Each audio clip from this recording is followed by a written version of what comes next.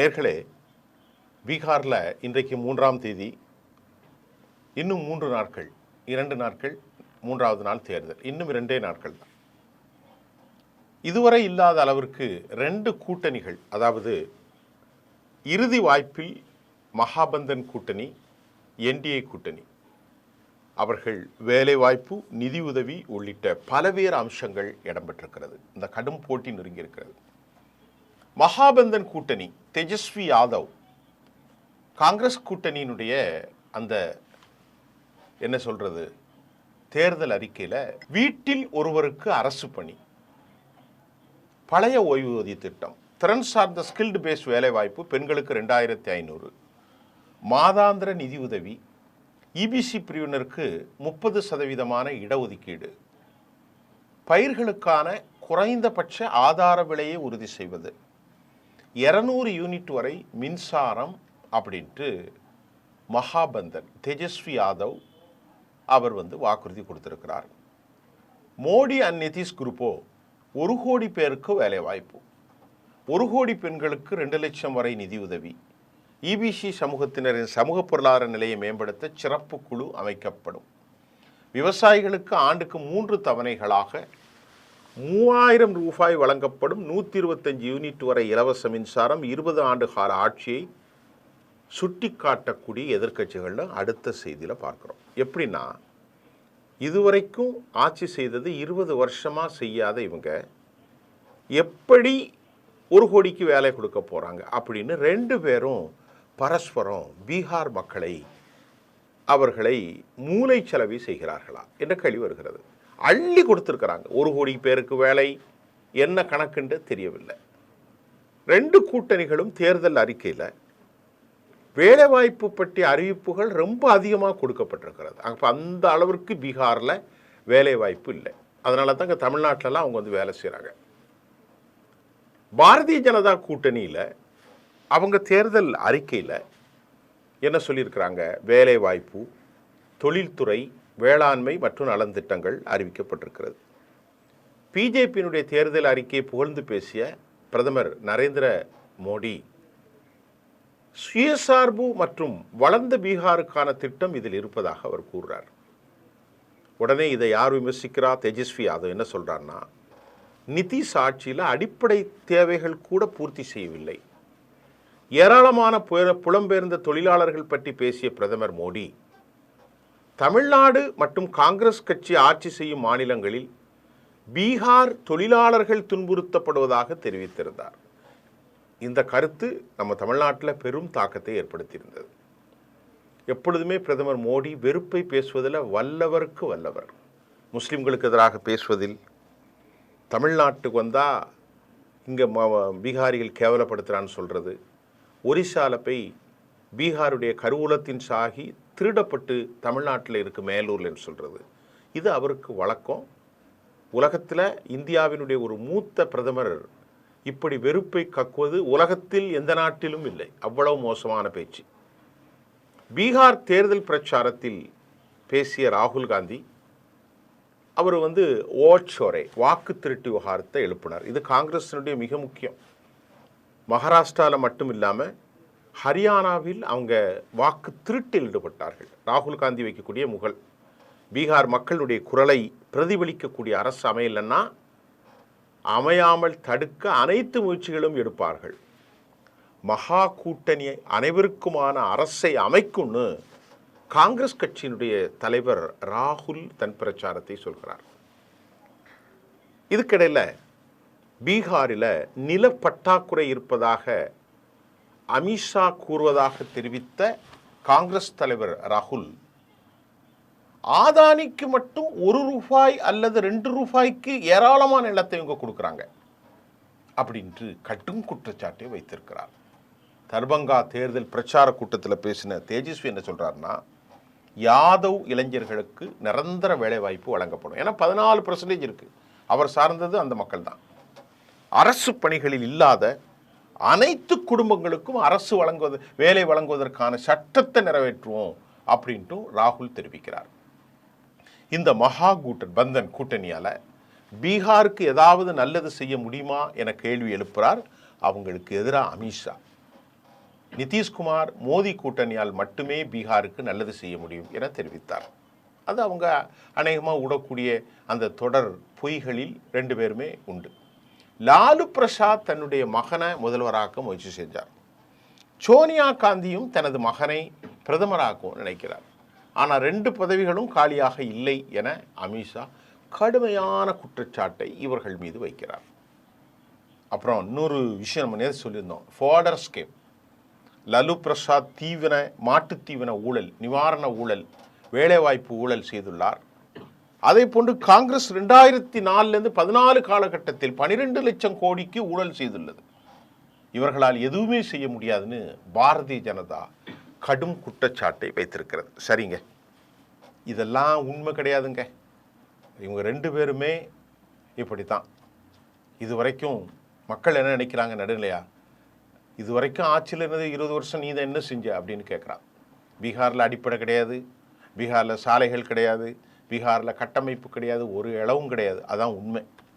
ஆனால் தாங்கள் தான் 1 கோடிக்கு வேலை கொடுக்க 20 வருஷமாக நீ என்ன பண்ண அப்படின்ற கேள்வியை இவங்க வைக்கிறாங்க. இப்போ தேஜஸ்வி யாதவ் முதல்வர் வேட்பாளராக அறிவிக்கப்பட்டதுலேருந்து பீகாரில் மகா கூட்டணி வெற்றி பெற்றால் அங்கே இன்சான் கட்சியினுடைய நம்ம ஏற்கனவே சொல்லியிருந்த முகேஷ் ஷஹானி துணை முதலமைச்சராக இருப்பார். அவர் ஒரு மீனவர் சமூகத்தை சார்ந்தவர். அவர் என்ன சொல்கிறாருன்னா, நான் 3 வருஷமாக இதுக்கு தான் காத்திருக்கிறேன். பாஜக எங்கள் கட்சியை உடைச்சி எம்எல்ஏக்கள் எல்லாம் விலைக்கு வாங்கிட்டாங்க. பாரதிய ஜனதாவை உடைக்கு வரை நாங்கள் ஓய மாட்டோம் என முகேஷ் ஷஹானி தெரிவித்தார். 2015 தேர்தலில் நிதிஷ்குமாருக்கும் 2020 தேர்தல்களில் பாஜகவுக்கும் ஆதரவாக செயல்பட்ட மீனவ சமூகத்தைச் சேர்ந்த முகேஷ் ஷஹானி பீகாரில் கால்நடை பராமரிப்புத்துறை அமைச்சராகவும் செயல்பட்டார். அவர் 2024 போன வருஷம் பாஜக கூட்டணியிலிருந்து விலகி மகா கூட்டணியில் இணைகிறார். இப்போ இதுக்கு இடையில் 25 24 இல்லை, ஒய்சியினுடைய ஐஎம் கட்சி 25 இடங்களில் போட்டியிட போகிறாங்க. மகா கூட்டணியில் இணைய முயற்சி செய்ததாக கூறும் ஒய்சி தனக்கு ஆதரவு கொடுக்காதனால காங்கிரஸும் தன்னை ஆதரிக்கவில்லை, தேஜஸ்வியும் என்னை ஆதரிக்கவில்லை.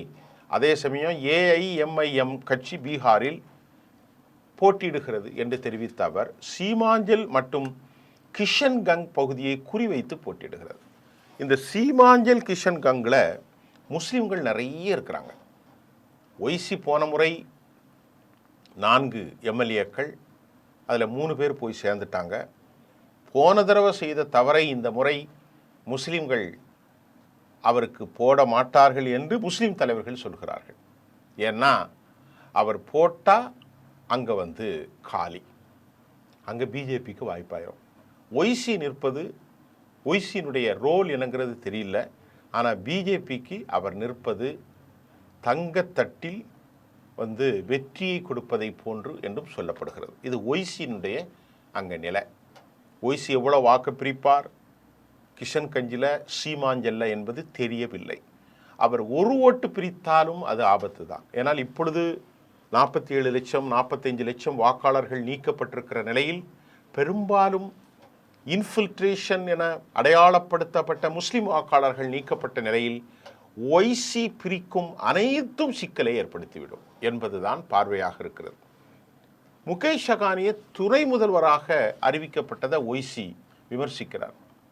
பீகாரில் 3% உள்ள மல்லா சமூகத்தைச் சேர்ந்தவர் ஒருத்தர் துணை முதலமைச்சராக கொண்டு வரையும் உண்டால் 17% உள்ள சிறுபான்மையினர் சமூகத்தினர் அமைதியாக நாங்கள் இருக்கணுமா? முஸ்லீம் சமூகத்திலேருந்து ஒருவர் துணை முதல்வராக ஏன் வரக்கூடாதுன்ற கேள்வியை ஒய்சி எழுப்பி குழப்பி விடுறார். ஆர்ஜேடியினுடைய கட்சியிலிருந்து நீக்கப்பட்ட இதுக்கு இடையில் இதெல்லாம் அவர்களுக்கு சிக்கல். காங்கிரஸுக்கு ஆர்ஜேடி கட்சியிலிருந்து நீக்கப்பட்ட தேஜஸ்வி யாதவர் சகோதரர் தேஜ் பிரதாப் யாதவ், லாலுவுடைய மகன், ஜன்சக்தி ஜனதாதளம் என்ற ஒரு புதிய கட்சியை தொடங்கி அவர் நிற்கிறார். தனது தேர்தல் பிரச்சாரத்தில் தனது சகோதரர் தேஜஸ்வி யாதவை கடுமையாக விமர்சித்து பேசுகிறார். ஒய்சி நிற்கிறது, இவங்க 2 பேரும் நிற்கிறதும் அவர்களுக்கு ஒரு சிக்கலாக இருக்கும் என கருத்து கணிப்புகள் சொல்கிறது. சில இடங்களில் இருக்கும், பிரதாப்லாம் பெரிய தாக்கத்தை ஏற்படுத்த மாட்டார். ஆனால் ஒய்சி சீமாஞ்சல்லையும் கிஷன்கஞ்சிலும் ஏற்படுத்தினால் அதுதான் பெரிய சிக்கலாகும். தேசிய ஜனநாயக கூட்டணி தொகுதி பங்கிட்ட முன்கூட்டி அறிவித்த நிலையில் ஆர்ஜேடி காங்கிரஸ் கூட்டணி தொகுதி பங்கீடு அறிவிப்பது சற்று தாமதமானது. அதுக்குள்ள சில கட்சிகள் தங்களுக்குள்ளாகவே போட்டியிடக்கூடிய சூழ்நிலையும் உருவானது. உள்ளூர் தலைவர்களுடைய கோரிக்கை மற்றும் அந்த தொகுதியுடைய சூழ்நிலையை பொறுத்து ஒரு 5-7 இடங்களில் நட்பு ரீதியான போட்டி அப்படிங்கிறாங்க. அது என்னன்னு தெரியல. அசோக் கெலட் கட்சி வேட்பாளரை எதிர்த்து கட்சி வேட்பாளர் உள்ளுக்குள்ளே போட்டிட்டு நட்பு ரீதியான போட்டி. ஆக அசோக் கெலட் தெரிவித்த அடிப்படையில் மகா கூட்டணியில் உள்ள கட்சிகள் 12 இடங்களில் தங்களுக்குள்ளாகவே போட்டியிடுகிறார்கள். இடம் கிடைக்காதனால உள்ளுக்குள்ளே போட்டி. அதாவது ஒரு ரெபல்ஸ் மாதிரி அவங்க கண்டெஸ்ட் பண்ணுறாங்க. இந்த போட்டியில் 6 இடங்களில் காங்கிரஸ் ஆர்ஜேடிக்கு நேருக்கு நேர் மோதுகிறார்கள். இது ரொம்ப சூப்பராக இருக்குல்ல. அதே மாதிரி ஜார்க்கண்ட் முக்தி மோர்ச்சாவுடைய கட்சி ஜேஎம்எம் கூட்டணியிலேருந்து வெளியேறியாச்சு. நம்ம ஏற்கனவே நேற்று சொன்னோம், அவர்களும் பீகார் தேர்தலில் ஜார்க்கண்ட் முக்தி மோர்ச்சா கூட்டணி ஆட்சியில் உள்ளது. அங்கே ஜேஎன்எம் கட்சி பீகார் தேர்தலில் போட்டியிடப் போவதில்லை என அறிவித்திருக்கிறது. அவர்களுக்கு ஏதாவது கொடுத்துருந்தா ரொம்ப நல்லா இருந்திருக்கும். இதற்கு அதிருப்தி தெரிவித்த ஜேஎம் கட்சியை சேர்ந்த ஜார்க்கண்ட் மாநில அமைச்சர் ஷபித்யா குமார், பெரிய அரசியல் கட்சியான ஜேஎம் பீகார் தேர்தலில் போட்டியிடமான சூழல் உள்ளது, கூட்டணி தர்மத்தை கடைபிடிப்பதற்கு ஆர்ஜேடியும் காங்கிரஸும் தான் பொறுப்பு என அவர் வருத்தம் தெரிவிச்சிருக்கிறார். அது மாதிரி தேசிய ஜனநாயக கூட்டணியில் பாரதிய ஜனதாவும் ஜேடியும் தலா 101 தொகுதியில் போட்டியிடுகிறது. சிராக் பஸ்வான் எஸ்பிஜி கட்சி ஒரு பஸ்வானுடைய எல்ஜேபி 29 இடங்களில், ஹெச்ஏஎம் ஹிந்துஸ்தான் அவாமி கட்சி மாஞ்சி, ஆர்எல்எம் குஷ்வாகா 6 இடங்களில் போட்டிடுறாங்க. இந்த தொகுதி பங்கீட்டில் உபேந்திர குஷ்வாகா மற்றும் ஜித்தன் ராம் மாஞ்சி தங்களுக்கு அதிருப்தி இருப்பதாக சொல்கிறாங்க. அங்கேயும் இருக்குது அதிருப்தி. என்டிஏன் முடிவை நாங்கள் ஏற்றுக்கொள்கிறோம், ஆனால் 6 இடங்கள் எங்களுக்கு ரொம்ப கம்மி தான் அப்படின்ட்டு மாஞ்சி சொல்கிறாரு. உபேந்திர குஷ்வாகவும் அதிருப்தி அடைந்ததாக சமூக ஊடகங்களில் நமக்கு பல செய்திகள் வெளியாகி இருக்கிறது. பீகாரில் 20 வருஷத்திற்கு மேலாக ஆட்சியில் இருக்கக்கூடியது நிதிஷ்குமார். 2024 நாடாளுமன்ற தேர்தலில் பாஜக 17 இடங்களிலும் நிதிஷ்குமார் 16 இடங்களிலும் போட்டியிட்டனர். 2009 நிதிஷ்குமார் 25 இடங்களிலும் பாரதிய ஜனதா 15 போட்டிட்டு எப்படிலாம் நிதிஷ் குறைகிறார் பாருங்க. 2020 சட்டமன்ற தேர்தலில் நிதிஷ்குமார் 115 இடங்களிலும் பாரதிய ஜனதா 110 இடங்களில் தான் போட்டியது. அதில் 45 இடங்களில் தான் வெற்றி பெற முடிஞ்சது, 43.